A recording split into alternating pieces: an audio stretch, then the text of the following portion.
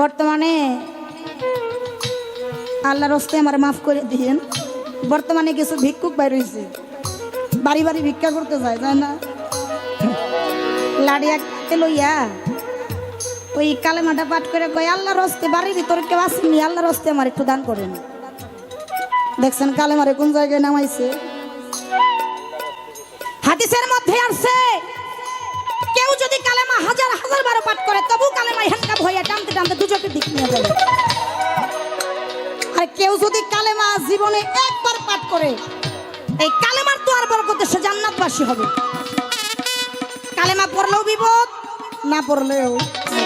আর এই বিপদ থেকে উদ্ধার হওয়ার রাস্তা হলো জলসা। তাই যদি হয় ও দয়াল, দেহের মধ্যে তো কালেমা আছে, এই কালেমার সিগেল স্রোত আসলে কি কালেমাটা পড়ার বস্তু না কালেমার মধ্যে কিছু বিষয়বস্তু? রশিদ সরকার তার গানের মধ্যে বলছে, কালাম হইতে কলমা এলো ভাবে তাহা প্রকাশিল, কোন জায়গাতে গেল জমা হইয়া সেইখান হইতে কোন বা পথে যাইব ভক্তের কলবেতে, তাতে ভক্তের কলব গেল জারি হইয়া। বর্তমানে একটা গানও ভাইরাল হইছে, সেই গান শুনলে অসুস্থ মানুষ সুস্থ হয়ে যায়, ওষুধ পানি লাগে না। কোনটা? কলবে কলবে না হইলে, কলবে কলবে মিল না হইলে মোহনের আশা পূরণ হইব না রে। আল্লাহ নিশিরাইতে কারবাসি বাজে, আল্লাহ নিশিরাইতে কারবাসি বাজে, আই বাঁশি বাজায় আমার বাবু পাগলা, বাঁশি বাজায় আমার ভান্ডারি বাবা, কি নাম মধুর লাগে। আল্লাহ নিশিরাইতে কারবাসি বাজে, আল্লাহ নিশিরাইতে কারবাসি। গানটা তো আমি গাইতেছি না, গানের মধ্যে আসছে কলবে কলবে মিল না হইলে মনের আশা পূরণ হইব না রে, নিশিরাত্রে কারবাসি বাজে। এই জন্য রশিদ সরকারও বলছে, সেইখান হইতে কোন বা পথে যাইব ভক্তের কলবেতে, তাতে ভক্তের কলব গেল যাবে।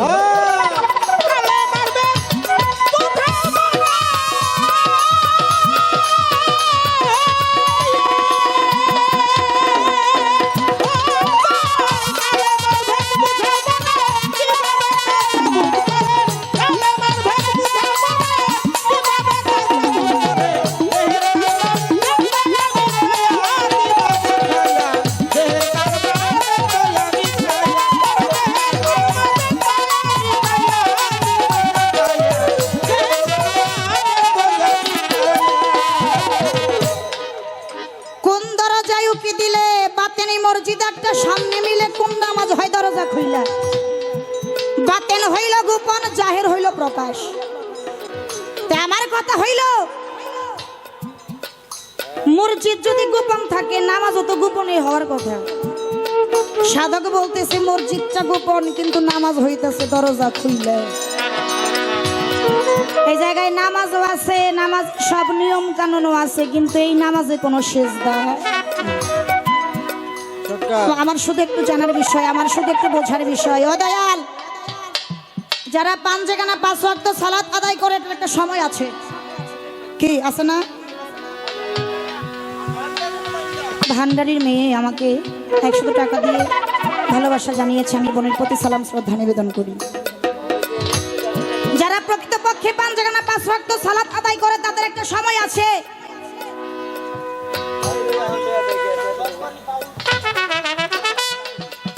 ধনবাড়ি বাউল সংগঠনের সদস্য জয়নাল আবেদিন, উনি আমাকে 100 টাকা দিয়ে তো আশীর্বাদ করেছে, সালাম শ্রদ্ধা নিবেদন করি। আসতে কিন্তু কবি যে গানের মধ্যে বলছে নামাজও আছে, সবই আছে, এই নামাজে কোনো সেজদা নাই। আমার শুধু একটু জানার বিষয়, এই নামাজের নামটা কি, আর এই নামাজটা কোন সময় কিভাবে আদায় করা হয়? এটা কি প্রতিদিনই হয়, না 7 দিনে একদিন হয়, না 15 দিনে একদিন, না মাসে একদিন, না বছরে একদিন? এই নামাজের হাকিকতটা কি, বিষয়া দেখি। আবার শেষে কি কইছে, আসতে বাজাও। সরকার রশিদ বলে এই জায়গাতে বলবেন কথা কোরআন মতে, তাই তো ডাকি দয়াল বাবা কই। সত্য জবাব দিতে হবে, অন্তর হইতে ভক্তি পাবে, নইলে থাকবো না তোমার ফাটা ভাই তেল দিয়ে। দয়ালু যদি আমারে উঠা কয় তুমি কি আমার হুমকি দিলে, আমার কিন্তু কোনো দোষ নাই। কোনো কথা থাকলে আজিমপুর দরবারে রশিদ সরকারের কইেন, আমারে কইেন না। এই গানের ভিতরে কিছু কথা আছে যে কথাগুলো আমি জানি না, যে কথাগুলো আমি বুঝি না।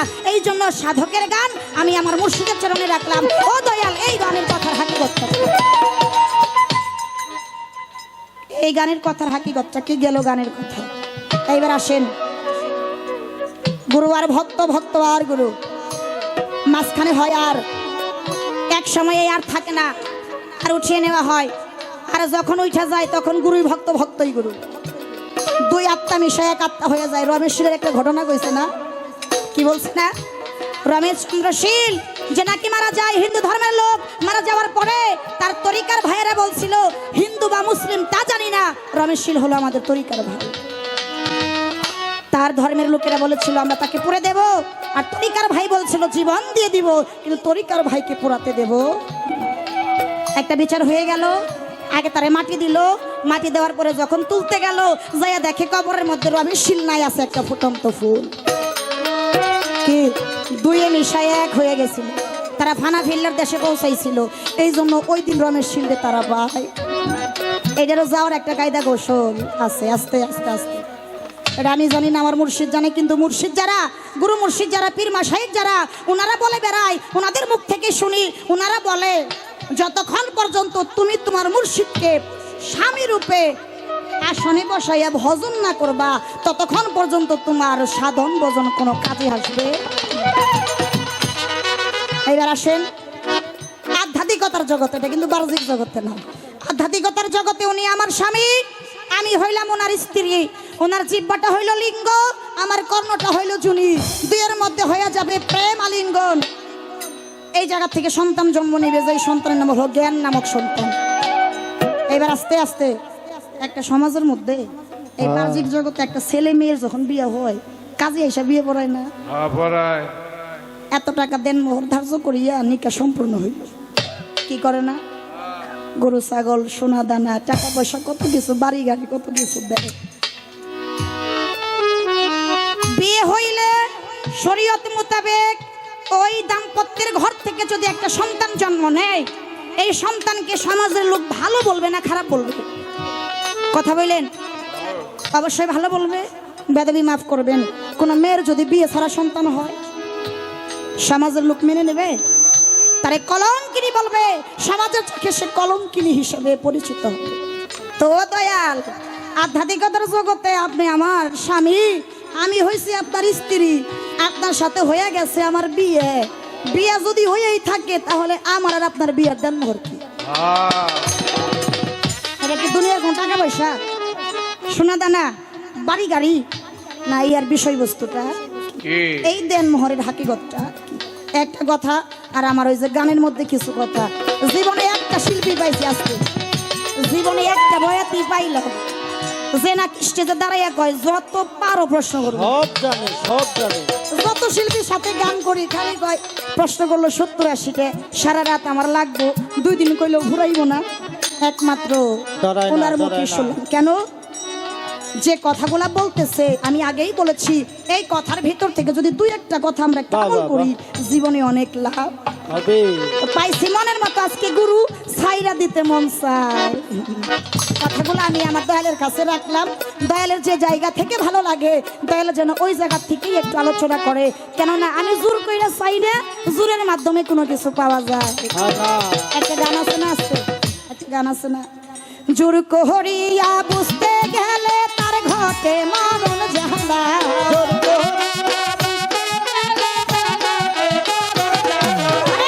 জোর করিয়া বুঝতে গেলে তার ঘটে মরণ জ্বালা, কে বুঝিতে পারে আমার বাবু পাগলার খেলা, আমার আবুল চাঁদের খেলা, কে বুঝিতে পারে আমার ভান্ডারির খেলা, আমার সত্যুল চাঁদের খেলা। জোর করে চাই না, আমি একটু প্রেমের মাধ্যমে দয়াল যেন একটু প্রেমের মাধ্যমে আমাকে দয়া করে কৃপা করে যেন আমাকে একটু দেয়। এই পর্যন্তই কথা, আমার আর কোনো কথা আলোচনা নাই। ধন্যবাদ।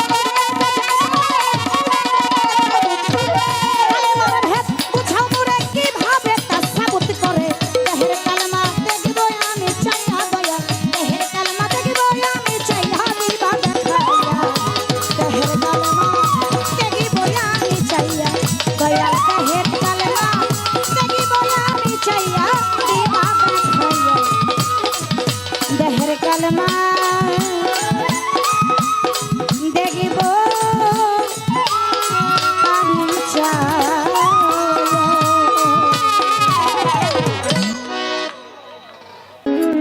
পালার জগতে যদি কোনো কঠিন পালা থাকে তার মধ্যে এই গুরু শিষ্যের পালাটা সবচেয়ে কঠিন।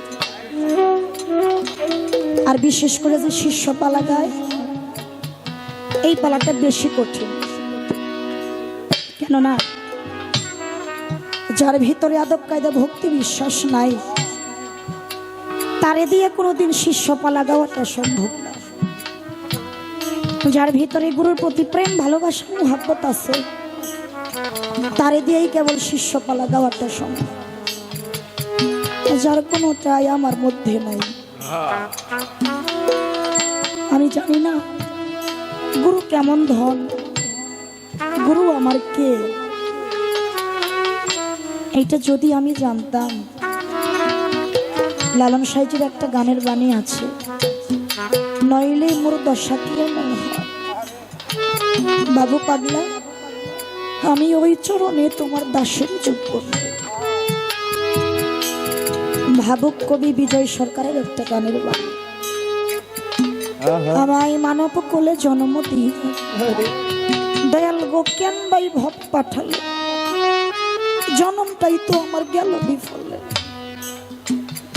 আপনাদের এদিকে ময়মনসিংহ নেত্রকোনার বাউল সালাম সরকারের একটা গানের বাণী, আমি মানুষ কোলে লয়ারে জন্ম করিতে পারলাম না যে মানুষের।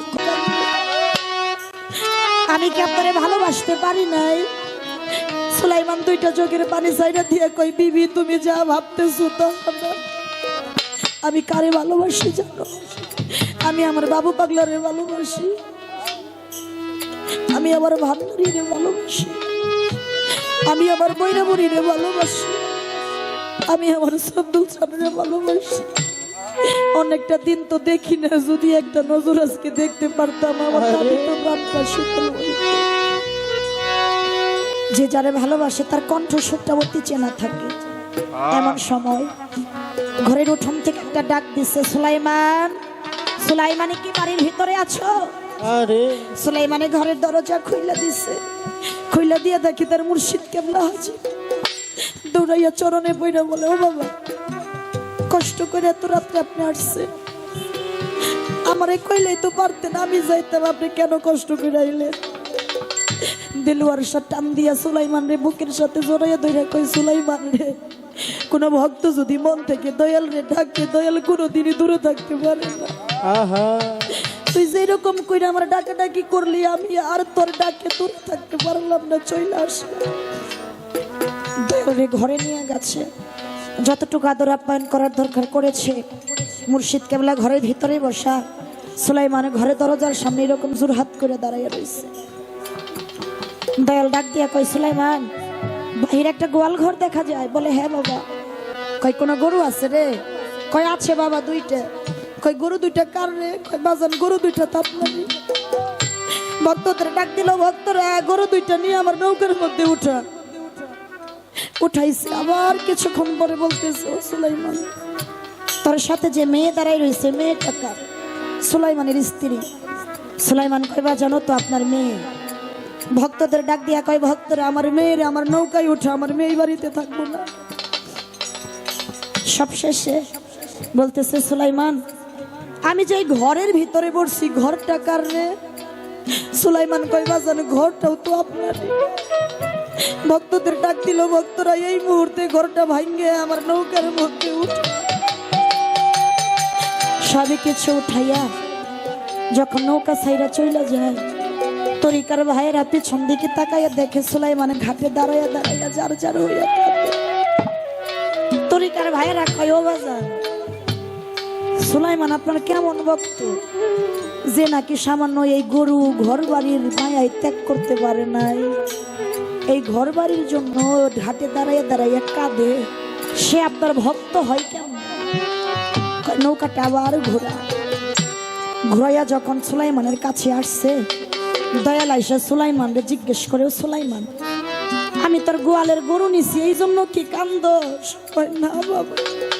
তাহলে আমি তোর স্ত্রী নিছি এই জন্য কান্দোস? কই না বাবা। তাহলে আমি তোর ঘর ভাঙিয়ে নিছি এই জন্য কান্দোস? কই না। কই তাহলে তুই কান্দোস কিসের জন্য?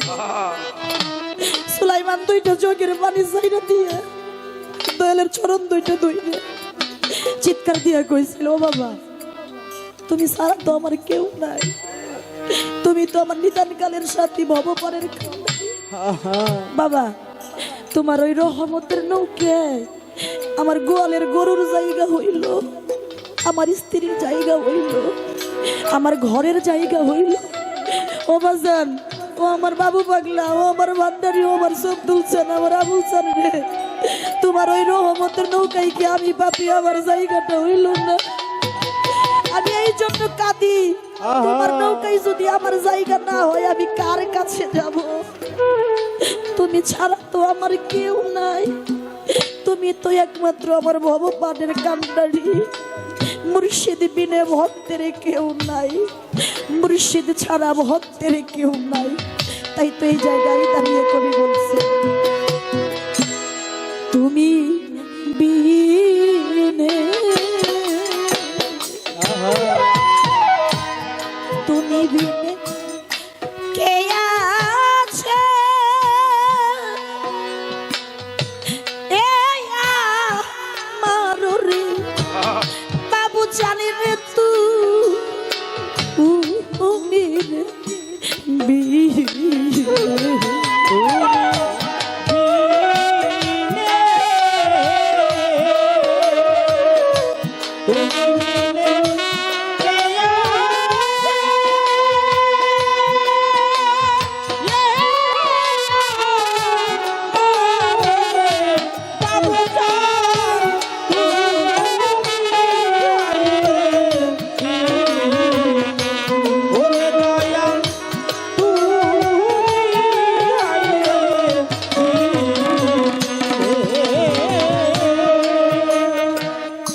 সাত্তার দেওয়ানি নাইকা মাতা নাইকা রে পিতা, আবুল চান আমার নাইকা,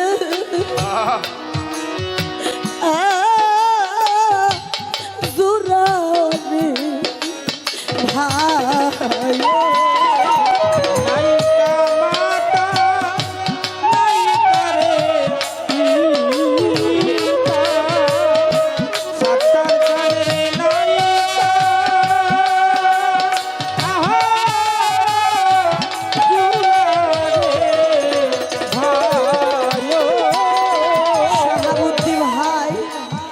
নাইকা মাতা নাইকা রে পিতা,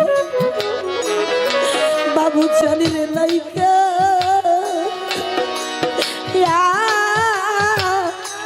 জোরা রে ভাই। ওরে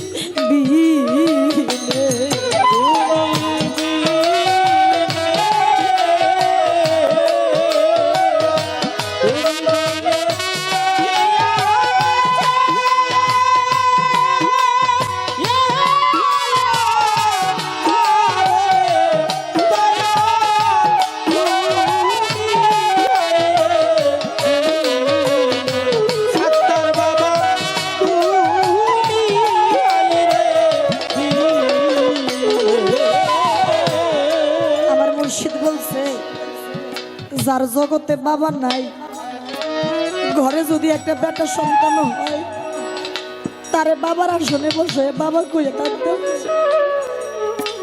যার ঘরে মা নাই, ঘরে একটা মেয়ে সন্তান হইলে তারে মা কইয়া থাকতে। জগতে মুর্শিদ না থাকলে ওই আসনে বসে একেবারে মুর্শিদ পাওয়া যায় না। আজকে এই জায়গায় যার মা নাই, শাহাবুদ্দিন ভাই যার বাবা নাই, যার একটা তরিকার ভাই নাই, আবুল চাহানে যার মুর্শিদ নাই, ওই বাবা হারা সন্তানের পাশে বসে ছোট্ট একটা বাচ্চাও যদি আজকে বাবা কইয়া ডাকে না, ওই সন্তানের মনে হয় যে আমার বাবা থাকলে আমিও বাবা করে ডাকি। যার ঘরে দুঃখী মা নাই, কোন সন্তান যদি মা কইয়া ডাকে, তারও আজকে মনে হয় আমার মা থাকলে আমি একটাবার মা কইয়া ডাক দিতাম। আমার বাবু চানা হারা ভক্ত চানা, এই ভক্তদের পাশে বৈশা অন্য কোন দয়ালের ভক্তরা যদি দয়াল কইয়া ডাকে, আজকে এই ভক্তদেরও মনে হয় আমার বাবু চান থাকলে দয়াল কইয়া ডাক দিয়ে দয়ালের বুকের সাথে বুকটা মিশাইয়া তাপিত প্রাণটা শীতল করতাম। এই হারানো আগুন যার ভিতরে জ্বলে এসে জানে যন্ত্রণা অন্য কিছু, আমার ভিতরে লাই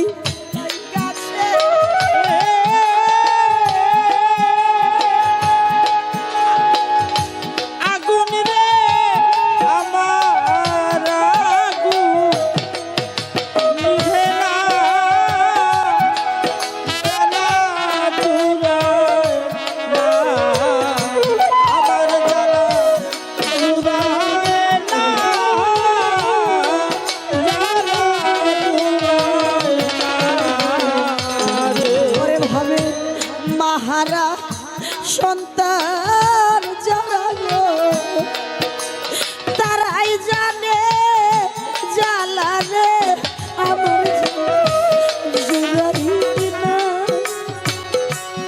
জ্বালাই আমার জুড়াই না, আমার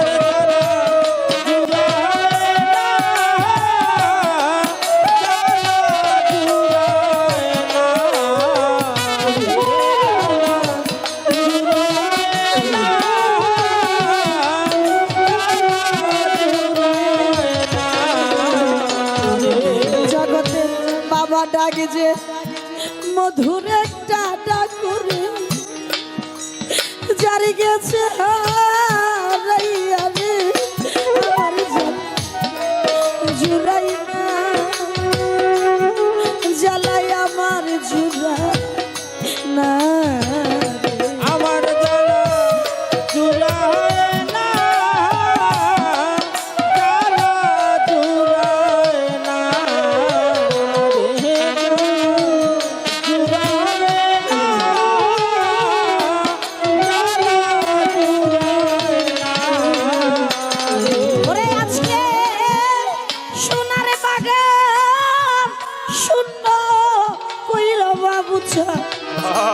কোনি বনিলু কাইলা রে জ্বালাম হবে জুড়াই না, জ্বালাই আমার জুড়াই না রে, আমার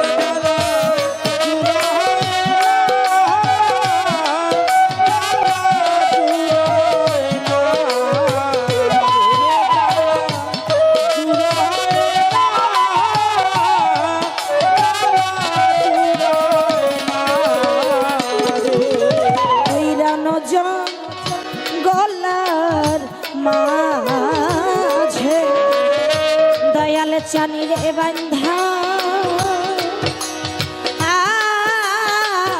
ছিলাম রে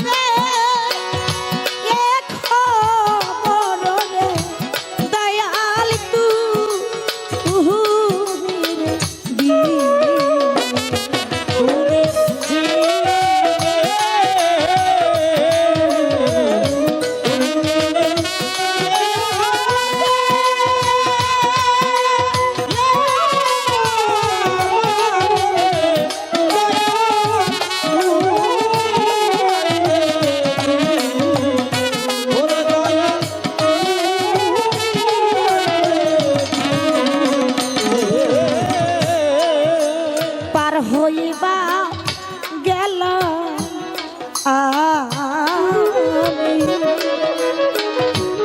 শরীয়ত চানি রেখেয়া ঘাটে রে পারে পার হইবা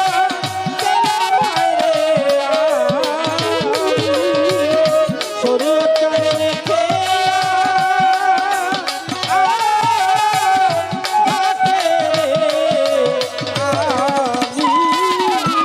আতুয়ার চা আর হইবা গেল